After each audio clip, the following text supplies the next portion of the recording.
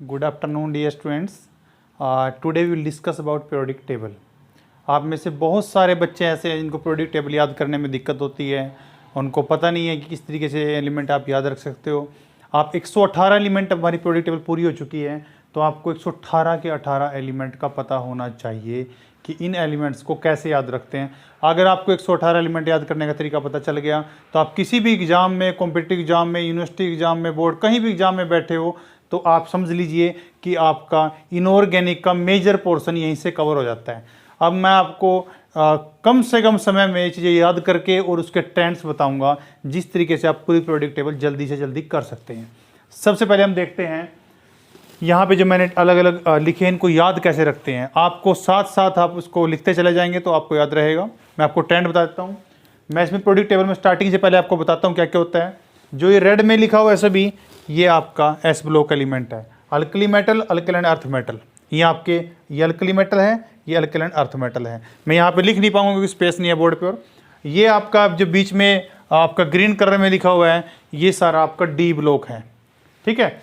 अगर हम डिफरेंट उसकी बात करेंगे तो आपके पास 3D, 4D, 5D और 6D और इसमें 4F 5F भी आ जाते हैं। यहाँ पे ये 2 स्टार लगे हुए हैं लेंथेनॉइड एक्टिनॉइड के सामने। ये लेंथेनॉइड की सीरीज है पूरी, इसके पीछे 14 एलिमेंट होते हैं, इसके नीचे एक्टिनॉइड के भी होते हैं। आपको सब कुछ बताया जाएगा याद कैसे करने हैं। अगले वाला ये पूरा पी ब्लॉक है आपका।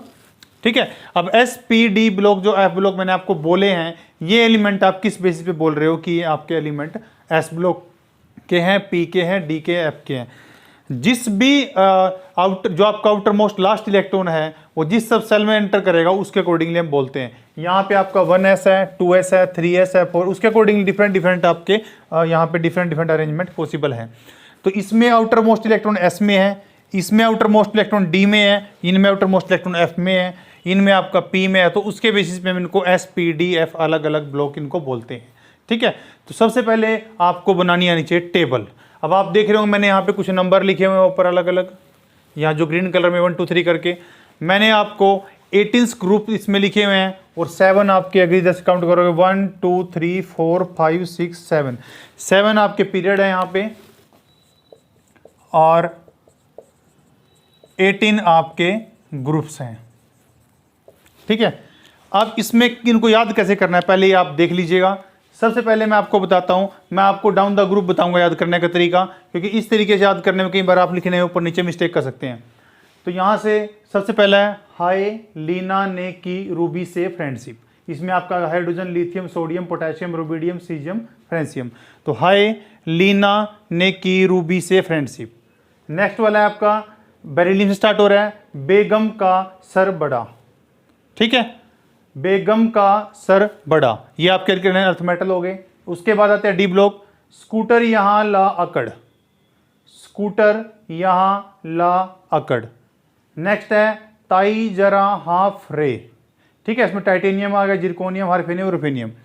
आगे है वेरी नोबल टास्क डिबेट, करो मौत वाले सॉन्ग, करो मौत वाले सॉन्ग। नेक्स्ट है मैग्नीज से स्टार्ट होता है जो मैंने टीसी रे बिहार। आप यूजुअली देखते हैं कि बहुत सारे उधर के टीसी लगे हुए थे, इसलिए इस पर्पज से मैंने बना दिया था कि आपको याद रहे। मैंने टीसी रे बिहार। आगे फिर रोए और हंसे। बीच बीच में एक बात पता चल जाऊंगा आपको, ओस्मियम है जो इसकी मैक्सिमम डेंसिटी होती है। अगर ओस्मियम की बॉल आपको फेंक के मार दी जाए तो आप मर भी सकते हो। तो ओस्मियम बहुत हार्डेस्ट है, इसकी डेंसिटी मैक्सिमम होती है। उसके बाद अगर यहाँ पे हम करें तो क्रोमियम वाले में, अगर ये आप बार बार देख रहे थे W इसको लिख रखा है मैंने, इसको टंगस्टन बोलते हैं। जो आपके पास घर में इलेक्ट्रिक बल्ब होता है, ट्यूब आ गई, पहले बल्ब होते थे उसमें फिलामेंट लगा होता था, वो आपका टंगस्टन का होता था। ये क्वेश्चन भी आता है कि ये टंगस्टन का फिलामेंट क्यों होता है, क्योंकि टंगस्टन का मेल्टिंग पॉइंट 300 डिग्री से भी ज़्यादा होता है, इसलिए वो ईजिली मेल्ट नहीं होता, तो आपका इसलिए बल्ब में वो यूज किया जाता है। आगे कौन रहेगा इधर मत। ठीक है। कौन रहेगा इधर मत। नेक्स्ट नाई पड़े पटवारी 10। ठीक है। नेक्स्ट कौन आज आएगा रघु। ठीक है। आपके 118 एलिमेंट को कवर करने की कोशिश की गई है पूरी। आगे जाने कड़ हजम होगी चेतन, जाने कड़ हजम होगी चेतन। ये आपका कॉपर AgAu जो होता है, इसको कोइनेज मेटल बोला जाता है। कोइनेज मेटल, क्योंकि कॉपर हो गया आपका, सिल्वर हो गया, गोल्ड बहुत ही आपके कीमती मेटल माने जाते हैं, इसलिए कोइनेज मेटल बोला जाता है।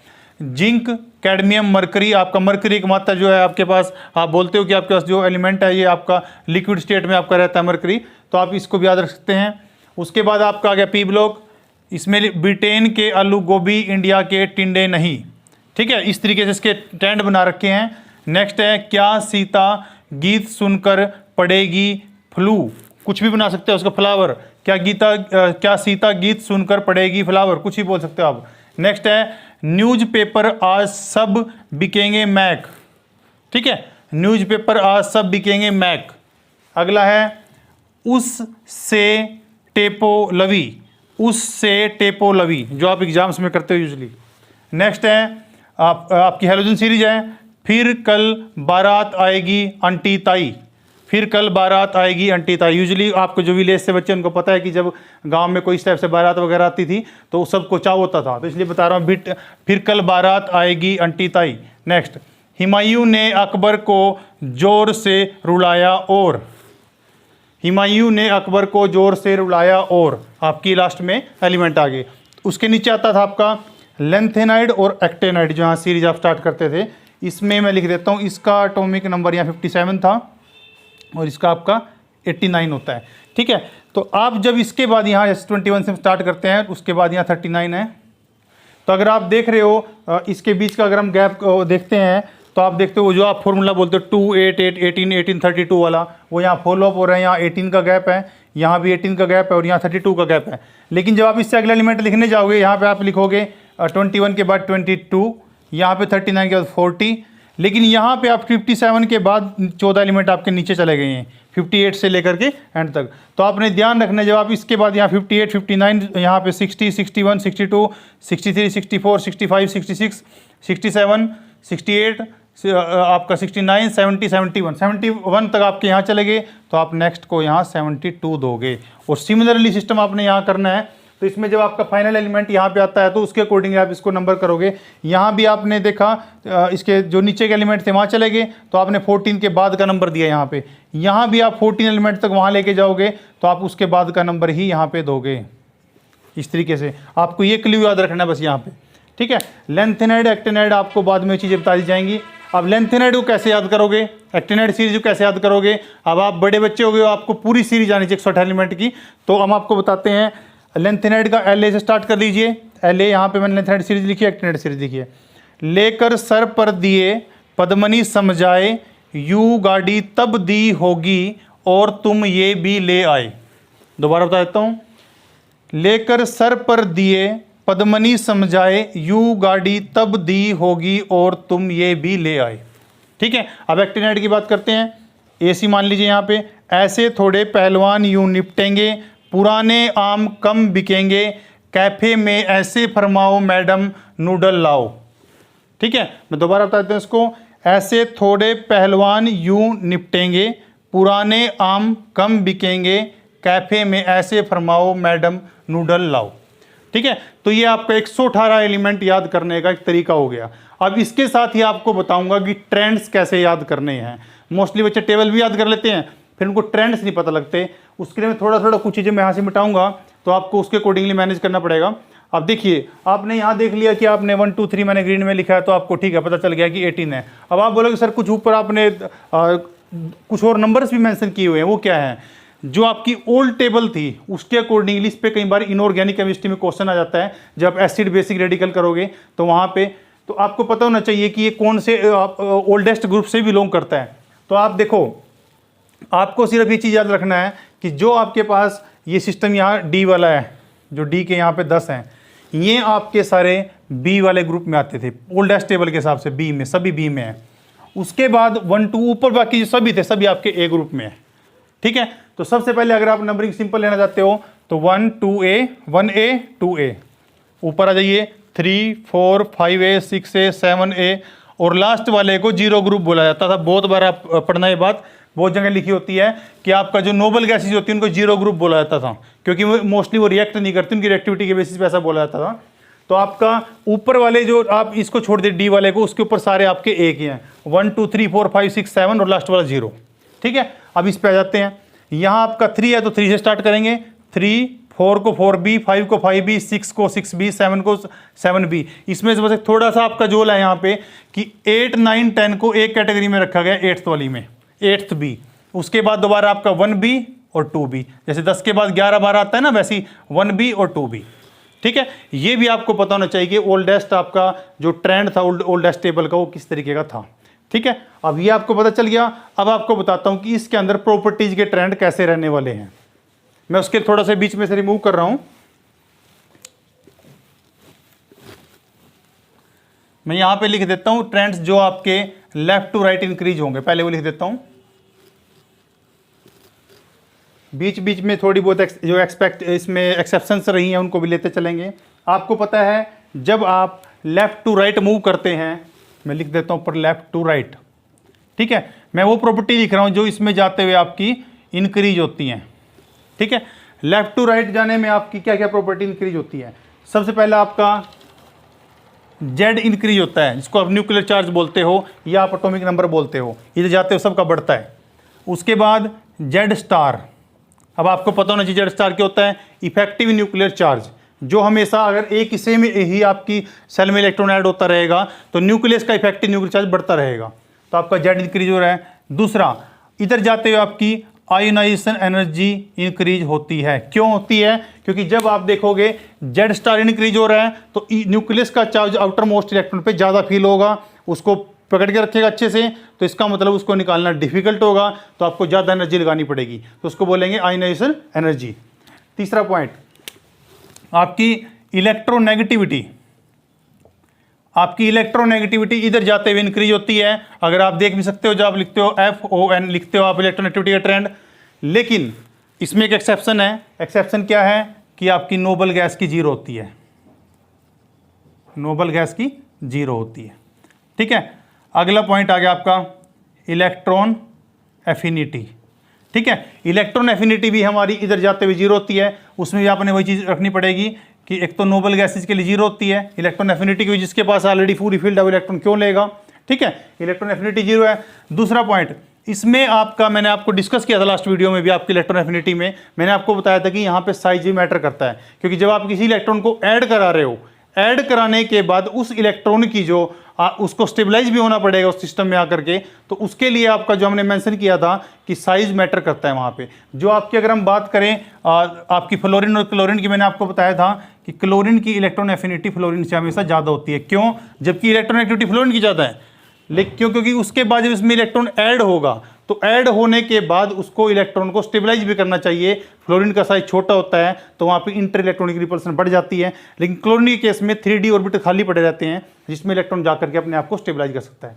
तो इसीलिए इलेक्ट्रॉन एफिनिटी का ये ट्रेंड है। दूसरा, यही आपका सिस्टम इलेक्ट्रॉन एफिनिटी का सल्फर वाले केस में रहता है और यही आपका फास्फोरस वाले केस में रहता है। ये तीन यहाँ एक्स्ट्रा एक्सेप्शन के पॉइंट थे, मैंने आपको यहाँ पे मेंशन कर दिए हैं। और इसमें हमारे पास अगर हम इधर जाते हैं तो आपके पास एसिडिक करैक्टर ऑफ ऑक्साइड, जो एसिडिक नेचर होता है ऑक्साइड का, ऑफ ऑक्साइड,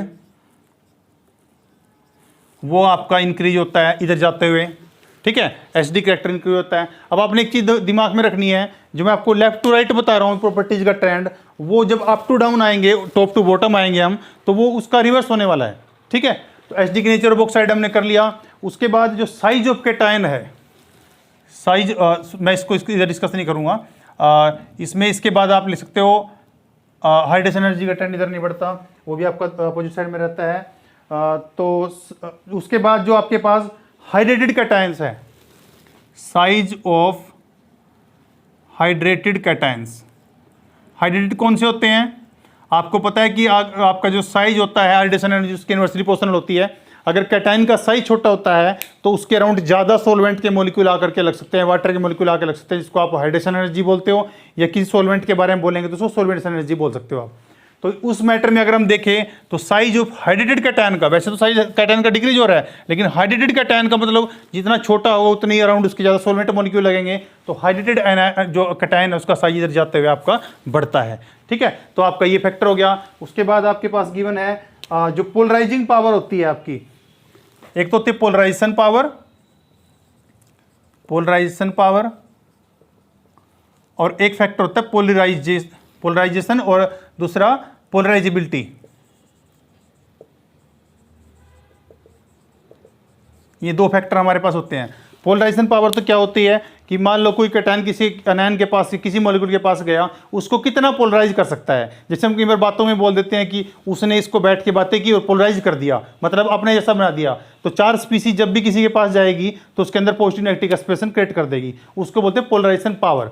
और उसके पास बैठ के मैं कितना पोलराइज हुआ, उसको बोलते हैं मेरी पोलराइजिबिलिटी, कि कितना मैं पोलराइज उसको कर सकता हूँ। तो ये आपकी पोलराइजिबिलिटी और पोलराइजेशन जब आप बात करें तो आपकी जो पोलराइजेशन पावर होती है, कैटायन हो या आपका एनायन हो, दोनों की पोलराइजेशन पावर इधर जाते हुए बढ़ती है। ठीक है, जो पोलराइजेबिलिटी है वो साइज पे डिपेंड करती है। अगर साइज डिक्रीज होगा तो इधर डिक्रीज हो जाएगी, वरना अप टू डाउन जाएंगे तो आपकी बढ़ जाएगी। ठीक है, तो यहाँ पे जो फैक्टर इंक्रीज होता है वो होता है पोलराइजेशन पावर ऑफ कैटायन या एनायन, या मैं आयन लिख देता हूँ, ऑफ आयन। ये भी इधर जाते हुए बढ़ती है। ठीक है, तो हमने मोस्टली फैक्टर देखे जो इधर जाते हैं आपके इंक्रीज होते हैं। दूसरा हमने यहाँ पे बोला कि ये जो आपका कॉलम है इसमें ज़्यादा मेटल्स हैं, यहाँ मेटल्स हैं, उस साइड जाते हो तो बीच में मेटल बढ़ते हैं, उधर रहते नॉन मेटल करेक्टर बढ़ता है। तो जो नॉन मेटेलिक करेक्टर है, नॉन मेटेलिक, ये करेक्टर भी आपका लेफ्ट टू राइट जाते हुए इंक्रीज होता है।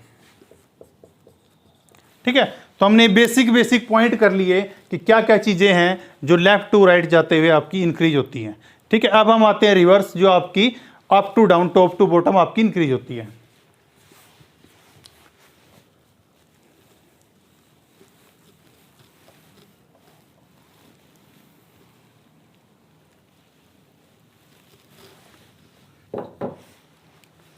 अब हम देखते हैं टॉप टू बॉटम क्या क्या फैक्टर है जो आपके इंक्रीज होते हैं। सबसे पहला आता है साइज। साइज इंक्रीज होता है टॉप टू बॉटम, क्योंकि उसमें एक नया सेल ऐड होता रहता है, तो चार्ज उससे इंक्रीज होता रहता है, आपका जो साइज है वो इंक्रीज होता रहता है। दूसरा पॉइंट इसमें आता है polarisation power, polarisability. Polarisation power तुम देख चुके हैं। पोलराइजेबिलिटी और किसी आयन की भी ऊपर से नीचे आएगा तो साइज बढ़ेगा, तो उसकी उसका न्यूक्लियस का आउटर मोस्ट इलेक्ट्रॉन पे होल्ड कम होगा, तो उसको कोई पोलराइज कर सकता है। ये बिल्कुल वैसे ही है, अगर हम अपने पेरेंट्स से दूर हो जाए तो हमें कोई भी पोलराइज करके किसी भी गलत सोसाइटी में डाल सकता है, लेकिन अगर उनके टच में रहते हैं, उनके नज़दीक रहते हैं तो डिफिकल्ट होता है। तो पोलराइजेशन पावर आपकी जितना बड़ा साइज होगा, मतलब आपके न्यूक्लियस यानी आपके पेरेंट्स की आप तक पहुँच जितनी कम होगी, उतनी आपके पोलराइजेशन होने की पावर ज़्यादा रहती है। तो ये आपकी पोलराइजेबिलिटी होगी कि आप दूसरे से कितना पोलराइज हो रहे हो। ठीक है, अगर हम इसकी इसी फैक्टर की बात करते हैं, साइज यहाँ पे। दूसरा बेसिक नेचर ऑफ ऑक्साइड। अभी हमने उस द्वारा एसिडिक नेचर किया था, ऑक्साइड उसका उल्टा है।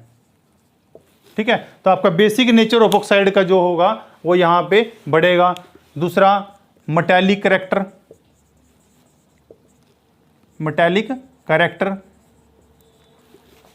नेक्स्ट आयनिक करेक्टर। आयनिक करेक्टर आपका ऊपर से नीचे आते हुए बढ़ता है, क्योंकि जो साइज बढ़ रहा है तो आयंस बनने की पॉसिबिलिटी ज़्यादा होती है, क्योंकि आयनाइजेशन एनर्जी कम रहती है, तो थोड़ी सी एनर्जी से ही आयंस बन सकते हैं। तो ये फैक्टर हम यहाँ पे लेके चल सकते हैं। और देख लेते हैं हमारे पास। हाँ, दूसरा पॉइंट में आपको एक और बताना है यहाँ पे कि अगर आप इस एंड की बात कर रहे हो, इस वाले की, यहाँ पे ये आपका स्ट्रोंगेस्ट रेड्यूसिंग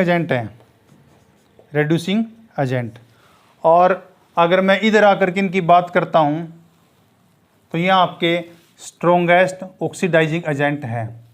तो मतलब लेफ्ट टू राइट जाते हुए आपकी ऑक्सीडाइजिंग पावर बढ़ती है, ऑक्सीडाइजिंग करैक्टर, और आपकी जब आप टॉप टू बॉटम आते हो तो आपका रेड्यूसिंग करैक्टर बढ़ता है इन एलिमेंट का। ठीक है, तो जो मैंने पॉइंट यहाँ मेंशन किया, आप इसको ध्यान से नोट कर लीजिएगा। ये दोनों इस साइड में है जो स्ट्रोंगेस्ट रेड्यूसिंग एजेंट है, और जो दोनों इस साइड में है यहाँ पे ये स्ट्रोंगेस्ट ऑक्सीडाइजिंग एजेंट है। मैं यहाँ लिख भी देता हूँ ऑक्सीडाइजिंग एजेंट। ठीक है, तो इस तरीके से आप इस कैरेक्टर को भी डिफर कर सकते हो। मैंने आपको बताया आयनिक कैरेक्टर ऊपर से नीचे बढ़ता है, तो covalent character left to right बढ़ता है।